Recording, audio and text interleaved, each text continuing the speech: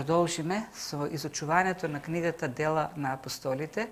Стигнуваме до средината на 13-та глава, каде што можеме да видиме еден модел како да ги заинтересираме луѓето кон инако незаинтересираните за спасението, за основната потреба. Пакар има кажано во една прилика, изнесувам мислење, со кој ќе се согласиме, дека за разлика порано христијаните, како основен фокус, како основна преокупација, го имале спасението, духовните потреби. Проповедањето, изучувањето на спасението било како еден општ јавен интерес, кој треба да се промовира насекаде во општеството. И денес не е така. Денес не дека потребите на луѓето се поинакви, секогаш и денес потребата од спасение е примарната. Вечните прашања, вечните потреби се основните, меѓутоа преокупацијата на луѓето е поинаква. Денес преокупацијата е материјална, економска, политичка. Кога има светско првенство фудбал, фудбалот е основната преокупација. И тие вакво преокупација ги зафаќаат и христијаните, па и во христијанството. Реално факт е дека духовните прашања не се основната преокупација на христијаните. Ако отворите социјални мрежи, Фейсбук и ги следите статусите на христијаните, ќе видите дека темите кои се таму, околу кои се занимаваат, не се основно духовни. Повеќе ќе најдеме постови за тоа кај ручеле, вечереле, на одмор кај отишле, слики од такви настани, родендени. Сега фудбалот, кога има некои политички проблеми, името, јазикот, тие се преокупациите. Многу помалку преокупацијата е основните духовните потреби, а тие се најважни сепак. Такво е денес општеството. Иако, во интерес на вистината, ако излезете надвори, некој го прашате за Библијата, тој ќе ти каже мислење. Сите имаат став, сите имаат коментар за Библијата, а кога ќе ги прашате читате ли, никој не чита. Никој не чита Библијата, а сите имаат мислење за Библијата. И како да се поттикне тој интерес? Јас мислам дека моделот што го применуваат апостолите и денес посебно Павле е добар пример, добро раководство во таа насока. Она што го правеше секогаш кај да отидеше, беше да говори за Евангелието. Ја говори благодат. И ќе видиме и во овој случај, луѓето се заинтересираа. И се некој може да каже, ма тогаш луѓето биле поинакви. Не се како денес. Денес луѓето се поупаметни, познаат, за разлика од минатото. Но јас ќе ви кажам, не е така. Павле пред себе имал евреи. Евреи кои многу повеќе од нашите православни денес се горделе со своето минато. Да, кај нас, овде кај новија простори, постои таа, национална гордост, ние сме библиски народ, 2000 години, православието.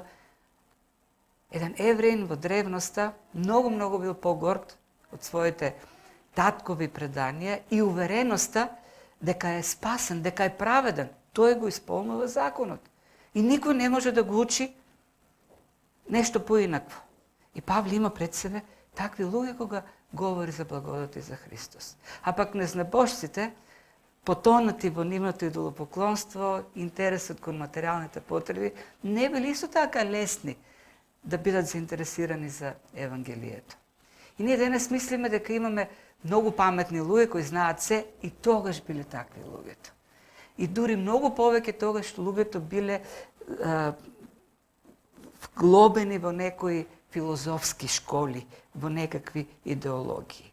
И тогаш и Павле имал пред себе многу интелектуалци, филозофи кои мислеле дека знаат се, како многу луѓе денес. Така, не е ништо поинакво денес од минатото. И сепак, кога оди Павле во Антиохија Писидиска, во синагогата кога влегува, и кога почнува да говори за Евангелието, и завршуваат излегуваат со Варнава од синагогата, луѓе тргнуваат по нив и знаете што им велат? Дојдете следната сабота и проповедајте ни го тоа пак. Сакаме пак да ве слушаме. Нема зборови кој еден проповедник, нема други зборови кој проповедник повеќе би сакал да ги чува добро. Говори, ја кажува проповедта и доаѓаат луѓе велат, пак сакаме да ни збориш. Обично нема такви реакции. Како? Само едноставно им го говореше Словото. Проповедаше Евангелие. Ајде да се навратиме малку на она што досега го разгледавме. Значи, до овој момент видовме, на почетокот сме на првото мисионерско патување на Павле и Варнава, видовме како благословени од црквата тргнаа на тоа патување. Првата станица им беше нормално по тој пат Кипар. Од источниот кон западниот брег на островот стигнаа во Пафос, кој е административен центар на Кипар, таму е римскиот проконзул. Имаа средба со Сергиј Павле, проконзулот, и еден евреин маг, магиосник, Варисус, кој има конфликт со апостолите. Тој го одвраќа Сергиј Павле, кој покажува интерес кон Евангелието, а во исто време се спротивставува на проповедта на Павле и Варнава. И во тој момент, и тука за прв пат Павле се употребува, Лука го употребува името Павле, како вистински пророк, ја покажува суштината на тој Варисус, кога вели дека тој е синот на ѓаволот, дека во него има темнина, и како еден јавен израз, јасен израз на суштината на природата на тој човек, беше таа темнина која дојде пред него. Тој кој претендираше дека гледа, тоа е маговите, тие ги гледат духовните работи и ги упатуваат луѓето во духовните вистини, наеднаш стана слеп. И бараше, пишува, бараше некој да го води. Тој кој претендираше дека ги води луѓето, се најде во ситуација да не може самиот, да мора некој да го води. И така се покаже всушност неговата суштина. Тој е во темнина и ги води луѓето во темнина. И завршува тој, Сергиј Павле поверува и тргнуваат кон Мала Азија, или Азија во тоа време, римската провинција, на јужниот брег, Пергами или Пергаме првото пристаниште, и овдека се случуваат некои промени во тимот. Гледаме. Првата промена која е интересна, и за прв пат од 12, да, може да кажеме и од 9 глава, па во 11 и овдека, и крајот на 12 глава и цела 13 глава, за прв пат Павле се спомнува како прв во именувањата. До овој момент, секогаш кога заедно ода во една реченица Варнава и Павле, Варнава беше секогаш прв во текстот.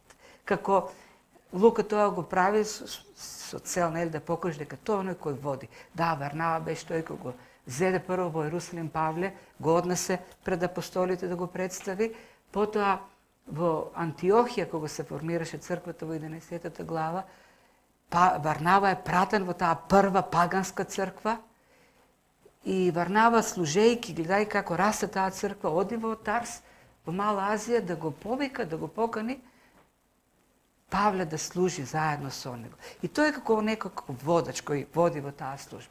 Меѓутоа, до овој момент се променуваат местата. Главната улога ја зима сега веќе Павле.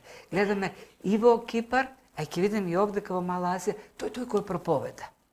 И другото нешто кое е интересно овдека, кога се случува таа промена, која не е само семантичка, туку е суштинска во работата на тој тим, не гледаме неков конфликт. Варнава кој е оној кој бил со Христос, истакнатиот апостол од црквата во Ерусалим, го отстапува тоа место, нема конфликт. Очигледно дека Варнава си го оправдува името како синот на утехата, не му е важно неговото место, неговата слава. Тој гледа дека навистина Павле е избраниот од Бог апостол на незнабожците. Тој е тој кој го проповеда Евангелието и во на тие патувања. И го пушта напред, го отстапува местото. И тоа е еден добар пример за човек, чишто главна цел, основен интерес е Божјото царство, Божјата служба, не собствениот интерес. Многумина во таквата ситуација би се спротивставиле. Нема така лесно да го отстапат тоа место. Минатиот пат говорев за тоа, за колку години Павле, 14 години поминува од моментот кога Павле ќе го сретне Христос на патот кон Дамаск, до овој момент туку кога тргнува на тоа прво, кога почна официјалната служба на Павле. Тоа време на подготовка. И во тоа време на подготовка, созревање за таа служба, требаше поминат години. 14 години. Не е малку време, или 10, некои сметат, некои 12. Сепак, многу време е тоа. Треба време за подготовка, за созревање. Варнава биде дека тој човек е зрел.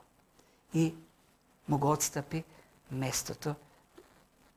Тој е тој кој што ќе води. Од тука натаму, ќе видиме и во 15-та глава, Павле е првиот кој се спомнува и тој кој што проповеда. За жал пак ќе кажам, вообичаена праксата кога некој нели е главен, тој да биде главен во се. Тој треба да биде главен и во славењето, тој треба да биде главен, тој и неговата жена. Сега популарно да е пастор и пасторка. Пасторот е главен, нели, она што е во црквата, а пасторката со деца, со жени, со сите други активности. Тој треба да води се и тој треба да држи се под контрола. И затоа се ограничени службите, зашто не може еден човек да ги има сите дарби и да води се. Не може. Варнава е овдека добар пример за таа работа. И една друга промена која што ја гледаме во Тимот, Јован, наречен Марко, ги напушта во овој момент. Не знаеме, не е кажна причината поради која Јован се враќа во Ерусалим. Има многу предпоставки. Павле не е задоволен со тоа сигурно. Во 15-та глава, кога ќе тргнат на второто патување, и Варнава ќе сака пак да го земе Марко, Павле ќе се спротивстави и ќе каже, не, тој не напушти на првото патување и тука нели ќе се развалат. Тоа е причината за разделбата и новите служби кои ќе се формираат. Има многу предпоставки, некои сметаат дека, но најверојатно, некои сметаат дека Марко, кога гледа дека веќе неговиот роднина, дали Вујко, дали братучет, не знаеме точно каква е роднинската врска, но Павле открива во Коринтијаните, во Колосјаните дека има таква роднинска врска. Кога гледа дека веќе неговиот близок роднина не е водачот, се разочарува и си оди. Не знам дали е тоа, меѓутоа поверојатно дека веќе ширењето на таа мисија кон Мала Азија е голем чекор, многу покрупен чекор, кој еден млад човек, каков што бил во тој момент Марко, тешко може да го поднесе. Едно е да служиш во Кипар. Варнава знаеме од Кипар, кипрянин е. Марко е роднина со Варнава. Кипар е место каде што ти имаат роднини, меѓу своји се. Меѓутоа сега одењето во Мала Азија е поголемо оддалечување. Мала Азија е и потежок терен. Познати се во тоа време азиските планини полни со разбойници, а веројатно е еден таков млад човек како Марко да бил нападнат од сентимент или од носталгија кон домот и се враќа во Ерусалим. Како и да е, има промена, продолжуваат понатаму да служат Марко, Павле и Варнава. И прво пристигаат во Пергија и оттаму одат во Антиохија, Писидиска. Тоа е град кој што се наоѓа на височина од како врвот на водно, антената каде што се прави, висок град. Тој е тој планински дел на римската провинција Азија или по-конкретно римската провинција Галатија. Се смета дека во древноста таму се населиле Гали и тука се црквите кои Павле ги основа во тоа патување, прво Антиохија, Листра, Дерва, и тие се црквите до кои што го пишу првото послание, она посланието до галатјаните. Вилијам Ремзи, еден од најистакнатите христијански археолози, новозаветни експерти, шкотландјанец, британец, пред 100 година излегол со една теорија, тоа е интересна, и има голема веројатност да е точна, дека Павле избере да оди тамо, на тоа високо место, од здравствени причини за закрепнување здравствено, именно долу во ниските предели, тие блиски до Средоземното море, каде што имало и мочуришта, болести, таму добил инфекција, маларија, очна болест и затоа отишол така повисоко за некако физичко закрепнување. Не знаеме колку таа теорија може да ја прифатиме, но има вистина и сакам тука малку една каков бил Павле кога на почетокот на тие патувања, на почетокот на патувањето во Мала Азија, во Галатија. Тој самиот кога пишува на галатијаните во посланието, дава еден податок, детал каков бил таму, вели во 4.13. Знаете дека кога за прв пат ви проповедав, бев телесно немокен. И продолжува дека толку тие така го примиле, што дури биле спремни своите очи да си ги дадат, да ги извадат и да му ги дадат, што асоцира на некаква очна болест и тука докторите се вклучуваат, се обидуваат да направат диагноза и се води кон таа инфекција поврзана со маларијата, кој води кон поцрвенување на очите и еден непријатен физички изглед. Секој поглед кога Павле оди таму и кога се случува, ќе видиме следниот пат од 44 стих натаму, едно големо духовно пробудување во Антиохија. Многу луѓе ќе поверуваат. И тоа е може првото така во патувањето на Павле, прво така масовно духовно пробудување. Павле не е некоја појава. Прво тој нема некоја така изглед. Тоа е не може вели ме видовте како бев, телесно немокен. Павле не е познат во тоа време. Ние за нас е познат, меѓутоа Павле е анонимен. Тие таму луѓе за прв пат чуле за него, дошол некој си таму. Со не многу впечатлив изглед, а и самиот Павле за себе говори, па и го гледаме и во другите посланија, каква е реакцијата за луѓето, каков е ставот, какво е мислењето. Не бил некој харизматичен, не бил човек кој може така да ги магепса и да ги заведе. Проповедта му била слаба, нели велат коринтијаните за него. А и самиот тој не се трудил во тој поглед. На почетокот, во втората глава на посланието, првото послание до коринтијаните, тој вели, кога дојдов кај вас, не дојдов со зборови на човечка мудрост, не дојдов со некој пиар. Зошто? За да со ништо не придонесам и никој да не тргне по мене, да немам следбеници, или како се тоа на Фейсбук, фолуер, тоа на македонски беше, да, што следачи, заради мене. Да најдат нешто кај мене, што ќе ги привлече и така да тргнат по мене. Не, јас сакам, ако некој тргне, и оно што ќе тргне, да тргне единствено поттикнат од Словото и Духот. И затоа тој вели, јас само го проповедам тоа што од Духот ми е откриено.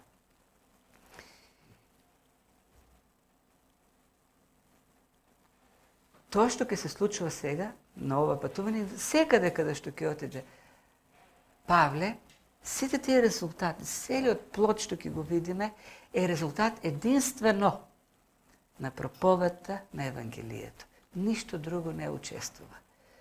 Зошто кажувам тоа? Бидејќи, за жал, ние денес повлијаени од модите, од различните трендови, тенденции. Многу повеќе внимание посветуваме на тоа како ќе се представиме, со колку децибели гласник ќе го кажеме тоа што го кажуваме, како да, не знам, децибелите придонесуваат Светиот Дух да работи посилно во нас, му помагаат.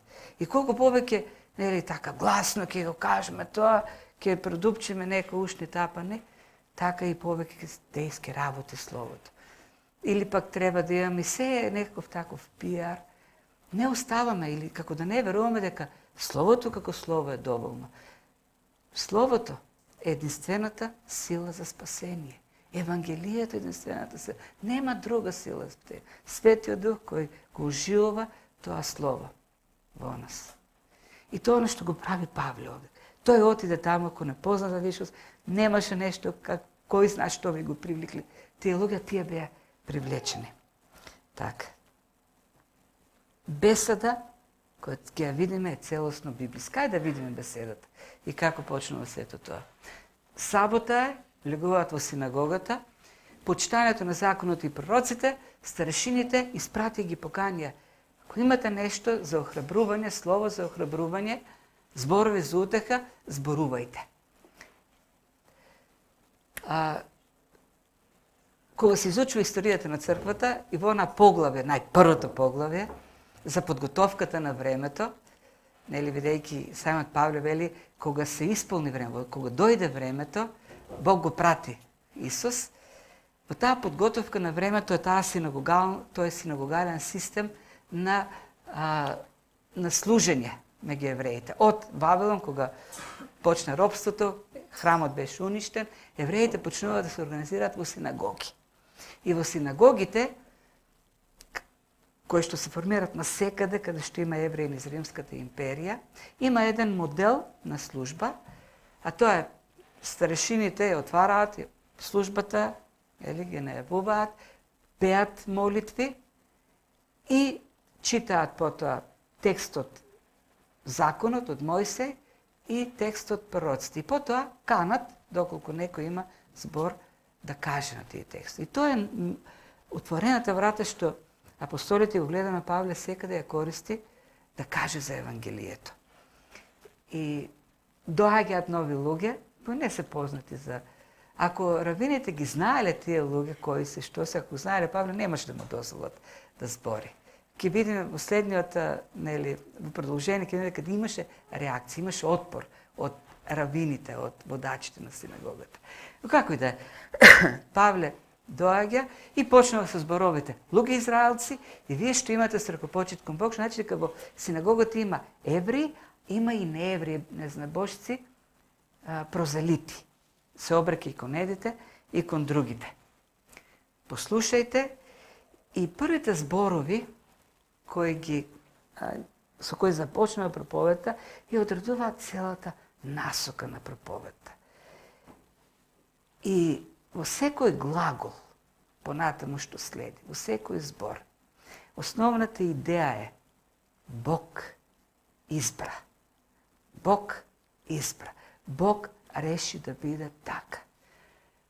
Бог на овој народ, Израел, ги избра татковците ваши. Бог е оној што прави се да се случува. Едноставно, тој реши, тој ви избра. Вратете се назад, им вели на јудеите таму во синагогата. Вратете се назад и ќе го видите Божиот избор. Бог е тој кој што ви избра. И во Божиот избор, уствари се темели целата служба понатаму за спасение. Зашто ние може да се вратиме и уште поназад од предците, од татковците на Израел. Ние може да се вратиме и кон оној безусловен, вечен избор, кога ништо не постоело. Тогаш Бог избра. Павле тоа го пишува во Ефесијаните 3-4 стих. Уште пред да постои се, Бог избра да бидеме свети, непорочни, да избра да бидеме посинети. И целата идеја која што ја гради Павле во таа проповед, понатаму, Бог прави се. Вие цело време правевте едно, а Бог прави друго. Тоест, Божјата милост, Божјата благодат цело време се открива. Независно од вашето однесување, Бог е оној кој што прави чекори за вашето спасение. И во тој Божји избор, во таа благодат, се е благодат. Идејата овдека во проповедта е дека се е благодат. За евреите кои мислеле дека го заслужуваат спасението, бидејќи го исполнуваат законот и така се оправдани, праведни, идејата овдека е не. Вие сте оправдани или вие можете да бидете праведни само ако се смирите пред Бог во Христос. Бидејќи се е подарок и вашето оправдание е подарок од Бог, не е заработено. И оној Христос кој Бог го избра, да дојде како потомок на Авраам е Божиот избор. И во него е спасението. Хајде да видиме како го прави тоа. Прво вели, Бог избра вие да бидете негов народ. И кога избра, Бог ве подигна во Египет, кога беше глад, таму ве подигна како народ. И таму преку Јосиф стана народ со позиција во Египет. Но дојде време кога сменија фараоните и тие станаа робови. И тогаш пак, кој беше тој?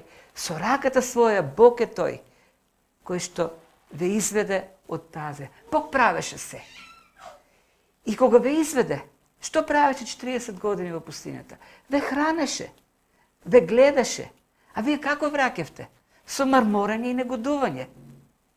И кога иако марморевте и негодувавте, после тие 40 години Бог реши во таа земја таму, во Ханаанската, каде што живеа 7 племиња други народи, да ги уништи, вас да ве насели таму.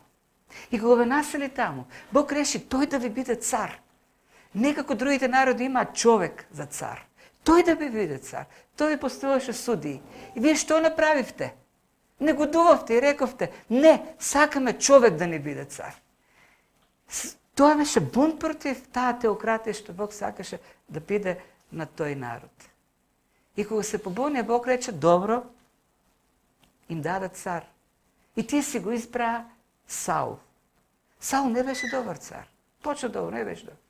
И знаете ли колку години, јаве дека пели Павле, знаете колку години Бог беше трпелив кон Саул? 40 години.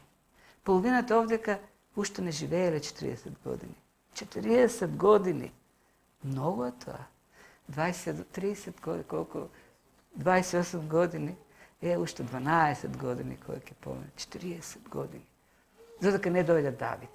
И кога дојде Давид, Бог рече, Павле вели, еве го, тоа е потомокот преку кој што јас ќе извршам својот твор, преку кој што ќе дојде Месијата. И до овој момент се е познато за евреите. До овој момент е така, е климале со глава. Секој сабота го читале тоа во синагогите. Од тука натаму потоа она што следи е новото. Новото е дека тој Месија кој што го најави Бог преку Давид, дојде Месијата. И продолжуваат да се исполнуваат пророштвата во Стариот Завет. И кога дојде тој Месија кој беше најавен од Јован, за кого рече дека не е достоен ни врвките на обувките да му ги разврзе, одвори и завре, каква е. Што направија? И тука имаме една комбинација, гледаме проповедта на Петар на Петдесетница и проповедта на Стефан во синагогата на јудеите, на елинистичките евреи, на елините во Ерусалим, кога го убија. Павле слушал таа проповед, бидејќи тој припаѓа на таа синагога на елините во Ерусалим. Тој го слушал Стефан како проповед. Целата проповед на Стефан се врти исто околу тоа. Од целата историја на Израел. Бог избира, Бог прави, а евреите го отворилаат тоа. Бог им праќа пророци, евреите ги убиваат. Бог предупредува, тие се бунтуваат. И на крајот дојде и Месијата. И тука вклучува една фраза која е многу интересна. Мажи браќа, 26 стих, синови од родот на Аврам, оние меѓу вас што имаат страхопочит кон Бог. Нам ни е испратено словото на ова спасение. И тоа слово треба да биде со голема буква. Христос не го испрати. Христос е словото на спасението. И како реагираа? Жителите Ерусалимски, нивните началници не го препознаа. И на тој начин се она што го читат секоја сабота во синагогите, го исполнија. Како? Со тоа што го отфрлија, го распнаа, го убија, го погребаа. И тука има малку иронија. Секоја сабота го изучувате тоа, го читате и знаете ли, несвесно го исполнивте. Ги потврдија пророчките зборови што ги читаат секоја сабота. И тука тој се наврке на таа синагогална служба што и он се ја држи во сабота. со тоа што го осудија. И така, иако не најдоа вина, за осуда на смрт побара од Пилат да го убие. И кога го изврше, вели сето тоа, што беше напишено, го симна од крстот, го положија в гроб. Но Бог, и пак тука доаѓа, но Бог, тоа беше Божиот избор. Не, бидејќи некој беше добар, некој го сакаше тоа. Бог го воскресна од мртвите. Бог покажа дека таа жртва е прифатена од него. И Христос не тајно, не некако мистериозно, јавно, по продолжение на 40 денови се јавуваше на луѓето. Потврдуваше дека е воскреснат. Даде доказ за тоа.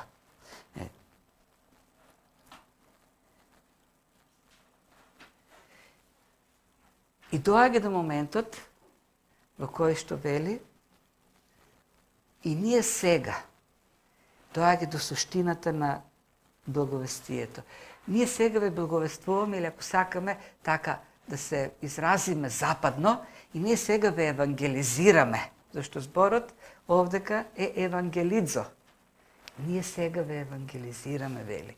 Дека ветувањето што Бог го даде на татковците, уште од тогаш, Бог веќе го исполни. Исполне тоа.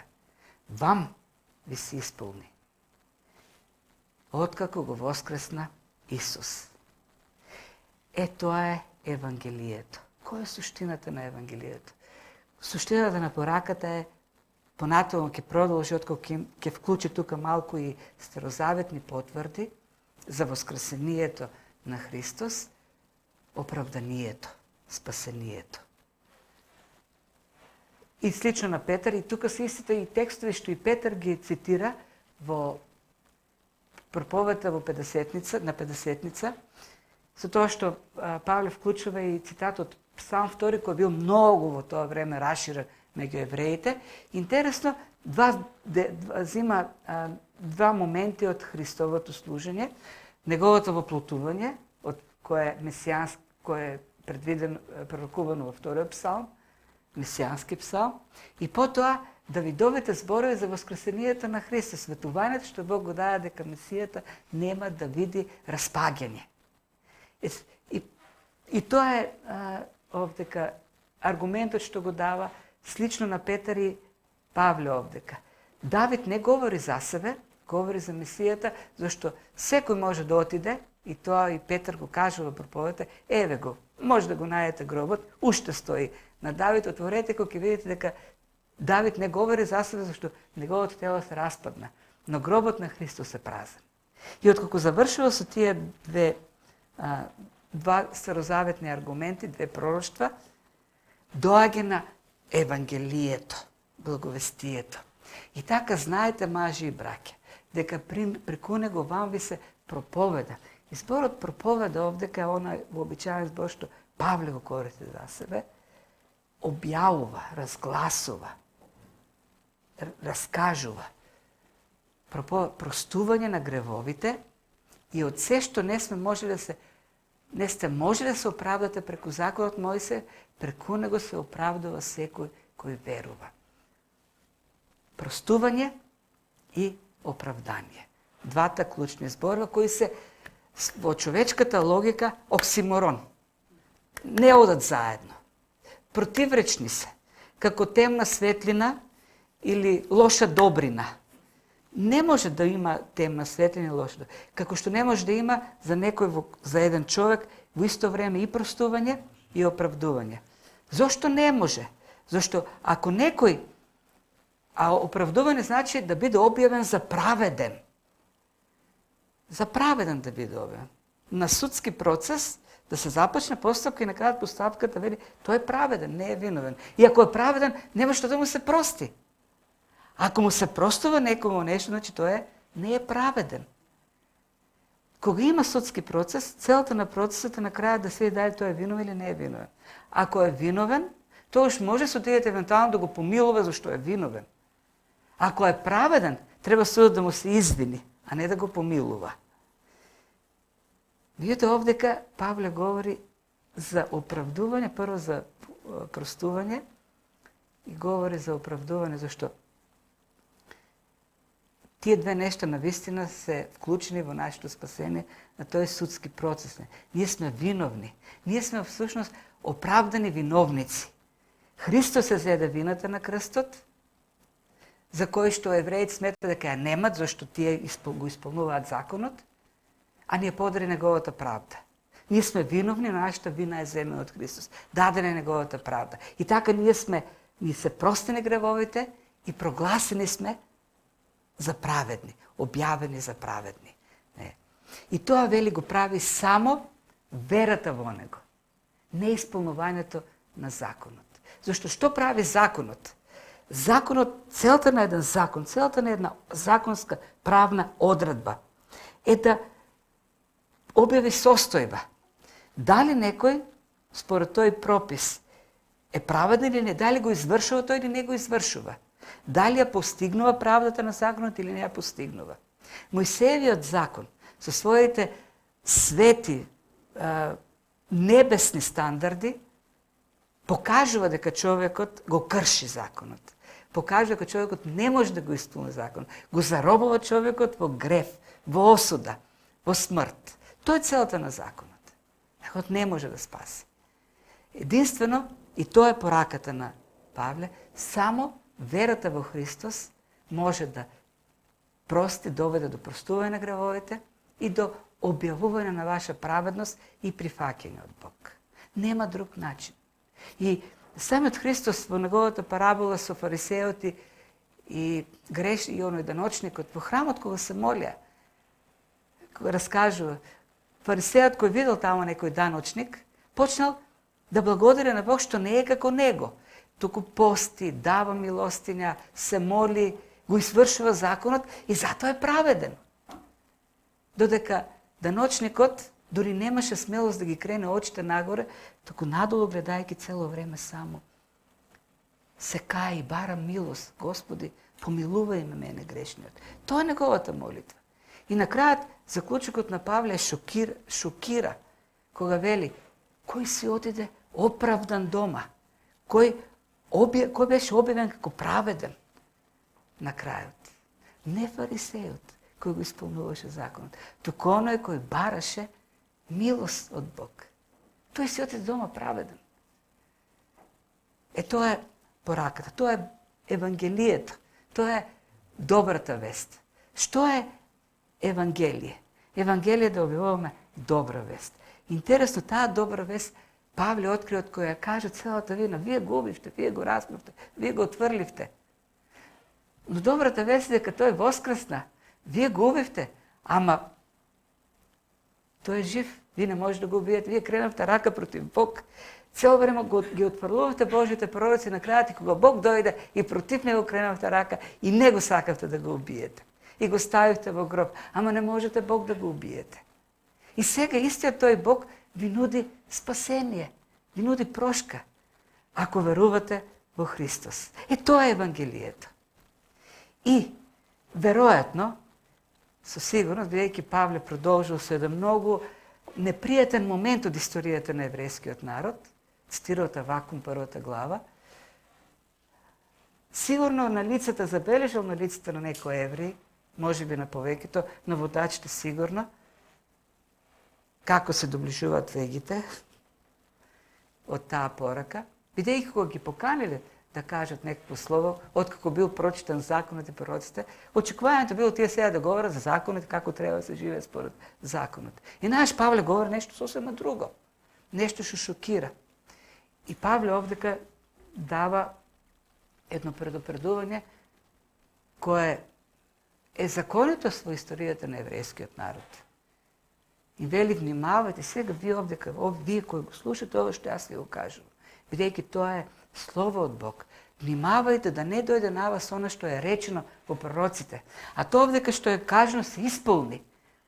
А ваком ова пророштво го даде пред рушењето на храмот Јерусалим.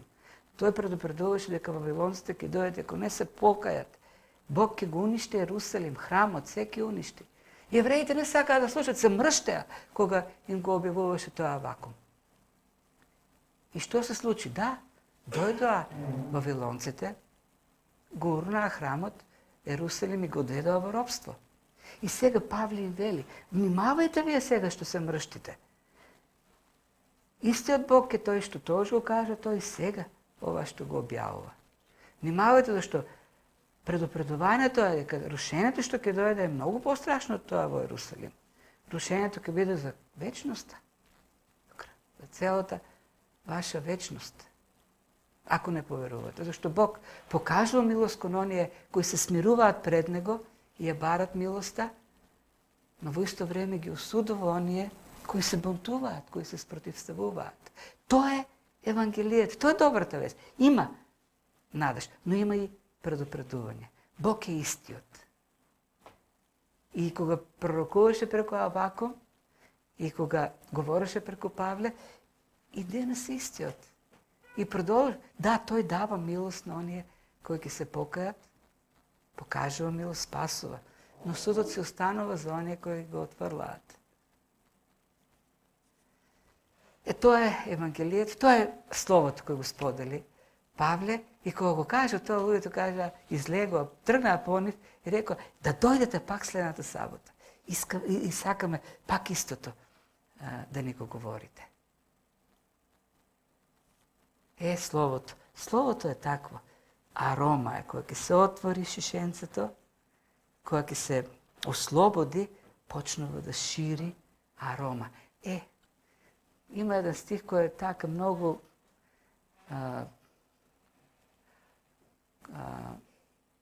непријатен и се спасе сите кои беа повикани и избрани да бидат спасени. Додека другите ги избркаа и кажа, не сакаме повеќе да седите во овој град. Ке збориме за тоа следниот пат. Евангелието е актуелно секогаш. Исаја вели, тревата се суши, цвеќето вене, но Божјото Слово е вечно. Нема мода за Божјото Слово. Нема потреба, денес современот христијанин мисли дека треба да го надгради некако. Малку да го разубави, да го промени или да го представи по поинаква светлина и така натаму. Не, Словото нема потреба од надградба, од промена, од поправање, зашто тоа е вечно Слово. Тоа Слово действувало тогаш, действува и сега.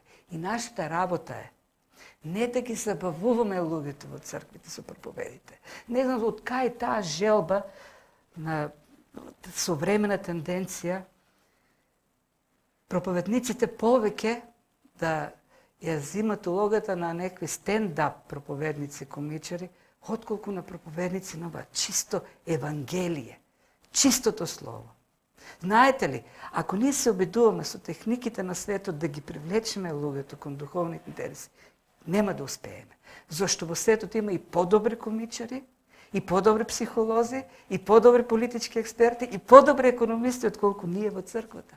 Зашто ние не сме експерти во тие области. Да, знаеме се денес како христијани, ама не сме експерти. Тие подобро ќе се вршат работата во нивните области. Она во што може да биде најдобра црквата, она за што Бог е избрал црквата, е да се проповеда чистото Евангелие. Чистата проповед. Не човечки приказни. Не она што сакаат луѓето да го слушат, но Евангелието. Павле застана и го каже таму пред тие луѓе, она што никој сигурно не сакаше да го чуе. Дека целата нивна историја се темели на отврлање на Бог. Но тоа е вистината.